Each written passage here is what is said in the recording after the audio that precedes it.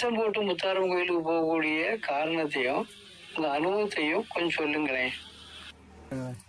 என் அனுபவம் என்னன்னா, எனக்கு பையன் மேல மாடியில இருந்து கீழே விழுந்துட்டான். கீழே விழுந்தனாக்கி ரொம்ப முடியாது, ஹாஸ்பிட்டல்ல அட்மிட் பண்ணிருக்கோம்.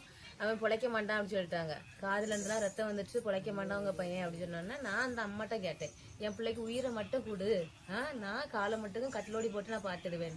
அம்மா இன்னைக்கு உயிரை தந்து என் பிள்ளையில ஆந்தையும் வச்சிருக்கா, அதனால நான் உயிரோட இருக்க வரைக்கும் அம்மைக்கு மாலை போட்டு போவேன்னு சொல்லி நான் வந்திருக்கேன்.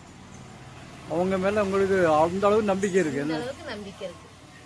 நான் இந்த வருஷம் தீச்சட்டி எடுக்கேன் இந்த அம்மைக்கு. சரி, ரொம்ப சந்தோஷமான விஷயம். நீங்க எப்படிம்மா உங்க இது சொல்லுங்க.